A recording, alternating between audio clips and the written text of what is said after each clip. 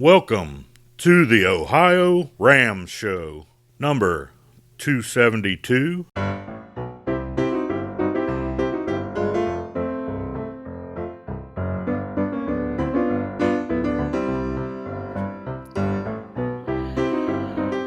hello again, it's Lee Kreider, producer of the Ohio Rams Show, back here with show number 272.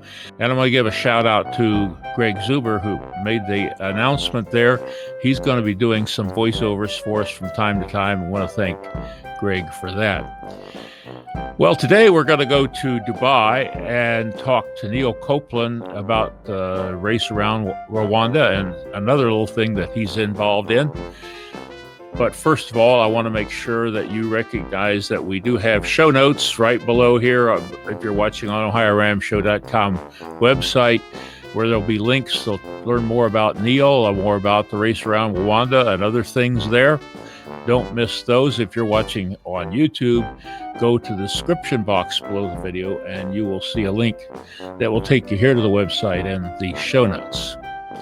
Also, we must say that this show is a product of the Race Across America time stations 41 in Oxford, 42 in Blanchester, and 43 in Chillicothe, all here in Ohio. It's from these that we get our name, Ohio Ram Show, and we appreciate all the work they do. Oh, by the way, if you want to see a full screen, not of me, but just go put your tap down in that corner and a full screen box will appear and you can make it full screen. And with that, we're going to go over to Dubai. I guess I say good evening to you there, do I not, Niel? Yeah, very much good evening. It is now 7:15 in the evening. Well, it's 10:15 here in the United States, well, at least the part I'm in, the Eastern.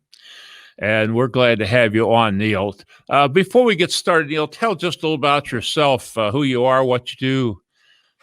Update us a bit. So I've been cycling pretty much all my life, but for the last 3 years here in Dubai, I've actually been running a cycle coaching business. So cycling is pretty much my full-time occupation now. And I started taking my journey into the world of ultra racing about 2 years ago with the Biking Man Oman race. So that's your first dipping your toe into ultra cycling, is that right? Yes, I thought it would be a one and done kind of thing. I'd do my first race and that would be it. But I fell in love with it and rapidly found myself drawn deeper and deeper into this world. Well, what I really wanted to have you on here for was to tell us a little bit about the race around Rwanda. I just heard about it. Can you tell me about it? How often has this happened? And so this was the first year of the race. I found out about it through a guy that I raced in Oman with this time last year. About 4 months later, he got in touch saying that, he lives in Rwanda. He was so inspired by doing the Oman race that him and a friend wanted to organize a similar ultra race in Rwanda. Rwanda is it's a developing country. It's developing fast. It's developing its tourism. And it's getting a really good reputation for the quality of its cycling, both in terms of, the riding people can go and do there, and also the quality of its riders who, are starting to make their way into the professional ranks. So, he told me about it. And my first kind of response was Rwanda, where in Africa is that? I know it's in Africa, but that's all I know. And eventually a few people said to me, this is a country you really want to go and visit. And about 4 months ago, I finally got in touch with Simon, the organizer, and said, okay, I'm on board. I'll come out there and come and race. So tell me how it was. You would not have known that this was their first ever ultra race. Simon, one of the organizers, had done one race before, and Matt, the other organizer, had never done a race before. However, they put on a really, really professional race. So, the experience was amazing. The roads were a real mixed bag. We probably had 2/3 really super smooth tarmac, but very, very hilly. And then a third was African dirt mud roads through the hills. So, and that dirt road bit was really dependent on what the weather was like. when it was warm on day one and dry, the dirt was running super fast. But then we had severe thunderstorms, lots of torrential rain. And at one point on the last night, so I rode through the night on the last night to try and put pressure on second. And I ended up getting stuck in mud, dragging my bike up to a village. I had local villagers coming out and helping me wash my bike off at 10 o'clock at night. So, definitely a mixed bag in terms of road surfaces. In terms of the number of people there, what they did that was really interesting was they split the race into two parts. So there was a race where there were about 35 or 40 of us racing properly, solo or pair, no drafting, completely self-supported. And then they created what was called the journey, where you were still had a tracker on you, but you could ride in a group. You could miss out the gravel sections and generally take it a little bit easier. So you got to experience a little bit of what we go through as ultra racers. You got to experience this amazing riding in a country like Rwanda, but you could do it at a little bit more of a relaxed pace. So, they really blended that well. And overall, there were about 70 of us there racing. So, really good first effort at this race. What was the distance? So the distance was 960 kilometers. So 300 of which was dirt, 660 was tarmac. I think the biggest bit of information about the route that was significant was the amount of climbing. From the minute we landed in Kigali, you could see that this was going to be a really, really hilly ride. And we did something like 16,000 meters of climbing in those 960 kilometers. What's that in feet? Probably 55,000 feet of climbing. It was really, really hard. And there were some climbs that were worthy of the Alps or, big mountain ranges. Well, we're glad to hear about this. We've been following developments of cycling in Rwanda.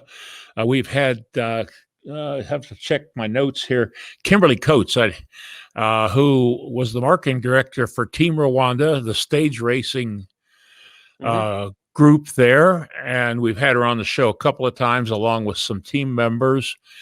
And it seems like things are developing nicely there.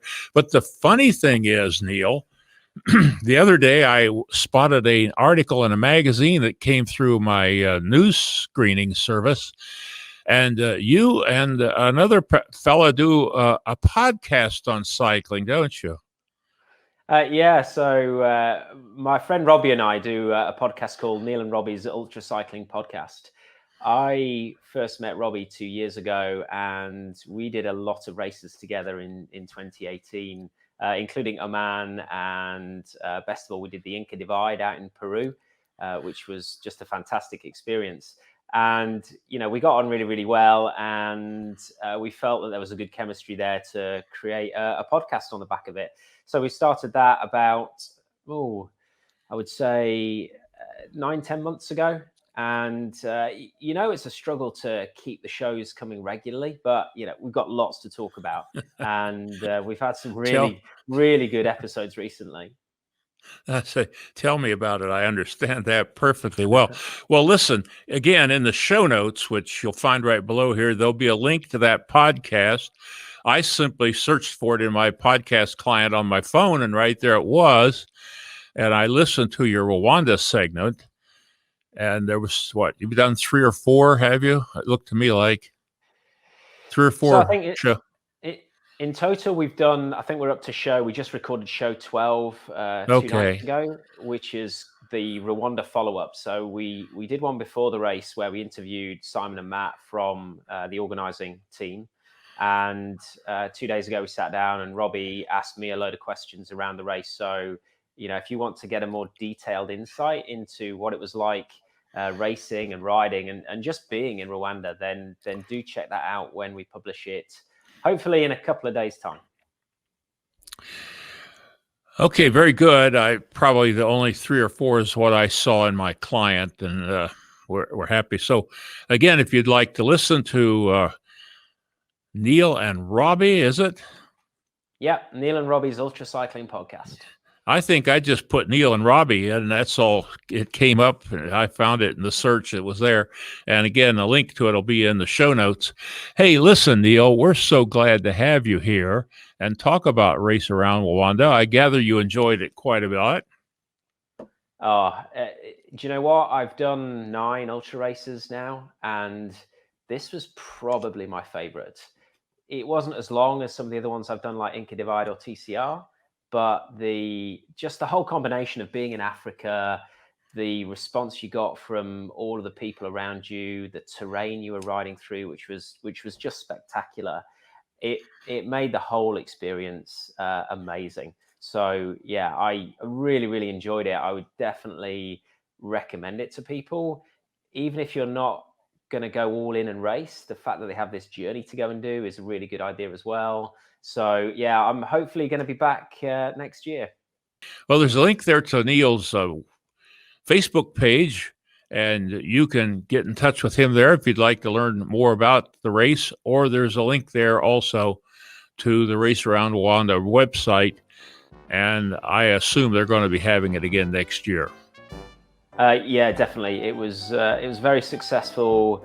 And speaking to Simon and Matt after the race, they said, give us a few weeks to recover from this one, but we've got big plans for next year, and I think they've got big plans to bring more alternative racing to Rwanda alongside things like the Tour of Rwanda.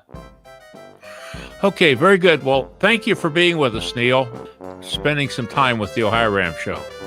It's been an absolute pleasure, Lee. Bye-bye.